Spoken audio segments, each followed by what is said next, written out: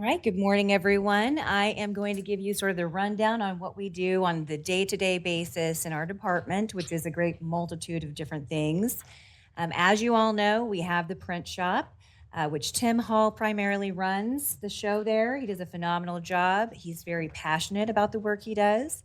And a lot of times there's very little room for training, but I've been with him periodically throughout this month, learning how to use all of the machinery that we have in the print shop.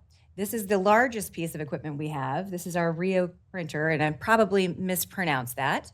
However, it's capable of doing a multitude of very complicated jobs. You've got your brochures, pamphlets, um, gosh, plenty of other things, business cards, you name it. The quality on this machine, as photos are concerned, is pretty phenomenal. So anything you've got in mind, always give us a call. We may be able to do it as long as it's 40 pages or less.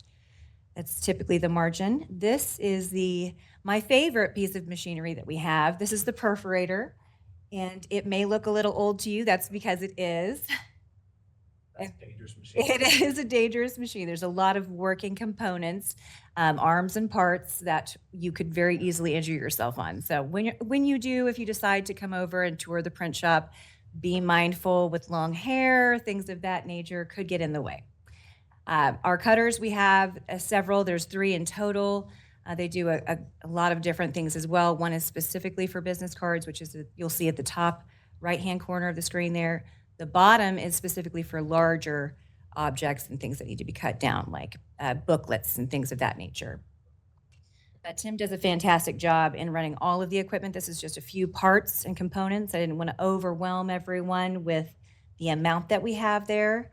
The next thing up for discussion is our microfilm.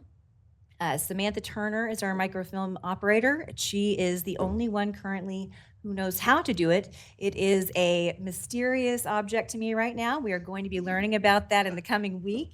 There is a dark room obviously involved for the development of that. And I'll give you an idea of what that looks like here if we'll get to the next slide. Okay, this is our developer. This can do we have a balance of things that we have to go through for our chemicals. That process is kept track of every single time we do a roll of film. She'll document where our levels are, and that can determine how the film comes out. And that can relate to the density of it. A lot of different things in that nature will affect the film. So she does a fantastic job manning that whole project. This is the duplicator and the reader, so we'll go from left to right. The duplicator has to be shut down. It is not, you cannot have any light exposure to that machine whatsoever. That's kind of necessary even when getting started. Here she is to talk a little bit more about that. Hello. Okay. Sorry, I'm out of breath, guys. I ran all the way over here. All right, this is my microfilm room right there on the screen. We have my duplicator, my reader, and then densometer right to the big machine on the right. It's our archive writer. So what I do is for civil sheriff's office, we put all of the case files, we'll put them together, and then I print them in the machine on the right. Then we take it out and I'll process it. Did you already show the processor? Yes. Okay. So in the processor, what we do is we take developer, it goes through developer, goes through our wash, which is just water, rinses it off, goes into our fixer, and it comes out and develops the film. So, you know, old school photographs, how you print them out. That's basically what I do, but with rolls of film. Mainly right now I do it for the recorder's office, so they'll send their film over when they archive it, and then I process it, duplicate it in the machine to the far left, and then take it back out, process it again, then check it on my reader, make sure it has the right density, and if it is below like 1 point anything, then it, depending on the recorder's office, if they want it redone or anything like that, if it comes out, usually you want it pretty dark so you can see the writing, what's on the documents. Usually it does pretty good. We'll have a chemical imbalance here and there. So what that means is I just have to drain it out, refill up the chemicals, and then do it all over again. Is that all in the dark too? So what I do in the dark is whenever I'm working with a master film, then I have to be completely in the dark. Whenever I'm duplicating it, I do have to have the red light on. Well, I don't have to, but I can do it with the red light on so I can see what I'm doing when it comes to the duplicate. But starting with the master, completely dark. I have to do everything in the dark. Stapling, putting in the black box, everything. Is this where you could take older or kind of sun bleached microfilm and by the chemical makeup, make it a darker kind of refresh or bring a faded piece of microfilm back to life a little bit? No. So once it's gone through the chemicals, then it's like a one and done Okay. situation. What you can do is if you have the files for the documents or anything, if you have the paper to scan into it, then we can put it on new film and we can do it that way. All right, thank you, Sam. Anyone else have questions about the microfilm process? All right, so we will move on to our mailroom. Now, this is probably the busiest outside of the print shop portion of our department. At any given day, Chuck is running around just about everywhere all over Springfield if it is required of him. What we'll do first thing in the morning is, as a group, go through and sort through all of the mail for each department, make sure that it gets to you on time and to the correct person. Now, there is a big influx because it is an election year, so we have seen a lot more than we typically would. We'll process anything from 250 pieces to 3,000 pieces of mail per day. And again, that can change at any given time. These are the bins for each of your departments. So if you ever want to come over and try to find yours, we can find it together. I am still piecing together where everyone is located on these two walls. But it is where we keep everything organized, and sometimes, especially for the county clerk, we'll have a little pile here and there in excess and overflow of what will fit into either one of the two bins that one department may have. The next thing up is we'll show you our mail, Pitney Bowes mail meter counter. This is the machine that allows us to apply postage to all outgoing mail and any type of parcel that needs to be weighed, we can do from this machine as well. This is what we use to keep track of how much mail we're sending out and all of that. So there's an accounting step to that as well. The next thing we'll talk about is our central supply. And this time of year, this is ran by Kate, and she, I'm sure a lot of you are familiar with. She is our General Services Coordinator in Microfilms Operations. Now, typically, if you get an order, she'll go through and make sure that everything is fulfilled right then and there. She's very timely about that.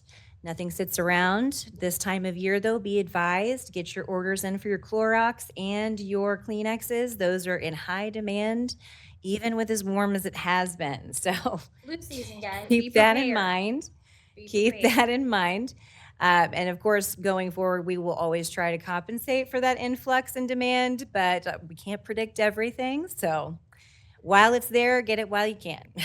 Now, next thing is that we'll go through like a couple of question and answers. If anybody has any questions about any aspect of any department, fire away. Happy to answer anything you might have. Will you tell Tim thank you? He Yes. does so much for us in the assessor's office and just wanted to. I certainly will. He'll be Send him some thrilled. stuff. He takes care of a lot of mailings for us, so we do a lot of mail merges and we can send him the PDFs and he can send us back the printed files and then Yes. any stuff. Sometimes we stuff around, but he does a great job. Yes, he's phenomenal with formatting the PDFs. A lot of people don't realize the intricacies of the programs that he uses to try to make it almost as perfect as you possibly could. His work ethic is phenomenal, and he takes a lot of pride in his work. And so, yes, I'll let him know that. Is the folder still broken? It is still broken. We are looking into a replacement and kind of weighing the cost of that in comparison to what it would be to have somebody travel to fix the machine that we have. The folder that we do have is quite aged out. So finding parts is the most difficult component that we're facing now. It's very temperamental. It is very Yes, And thank you guys too, because you guys probably fold some Yeah, of our we- stuff. we do. We do. It's all hands on deck. If there's Miss a any, lot. if there's any mass mailers, it's all hands on deck, and we will usually knock that out as quickly as possible. Any other questions? Go ahead. Is there anything that departments can do better? For example, do we fill out intra-office envelopes correctly? Do we request the central supply orders So- correctly? You guys tell us. Honestly, one thing that I have noticed is when you have print shop orders, some people are putting them on our central supplies. So we have to go in and put them as a print shop order, and we have to take it off of your supplies. So you're putting two departments together. So instead of separating the print shop with central supply, you're putting them together. So we have to go in and separate those. That's right. And The- create separate order tickets for those. That's right. That would be greatly beneficial as far as our records keeping is concerned. It makes it a whole lot less complicated in sorting through. And if you ever have a question on an item number, if you're unsure or your catalog is out of date, please let us know. That is something I'll be working on updating. Our last update to the catalog was in 2020. So I will be heading that up here in the next week or two as well. Any other question that you might have? Go ahead. I'm sorry, I didn't realize I cut in line. So quickly, if somebody was, had a job that was more physical and they, let's say they for a while had to be on light duty, are you able to utilize, someone for 2 or 4 weeks or something with some of the, like folding and things like that? At any given point, the coverage has never been an issue. Everybody has a pretty good sense of the day-to-day operations, so that's always fulfilled. Whether it's Sam stepping in to help with central supply or the print shop, and vice versa. Chuck has been really good about that as well, and so has Kate. So really, everybody has been a great team as far as getting that taken care of. I would say the one thing, like as light duty, that we would have is we go through the permits and we get them ready to be scanned. So that's anything from getting them together, putting them in order by date, permit number, pulling staples out of them. We have done that in the past for other departments that have light duty workers. So that is not a problem. But as far as like Elizabeth was saying, our day-to-day operations, that covered. Go ahead.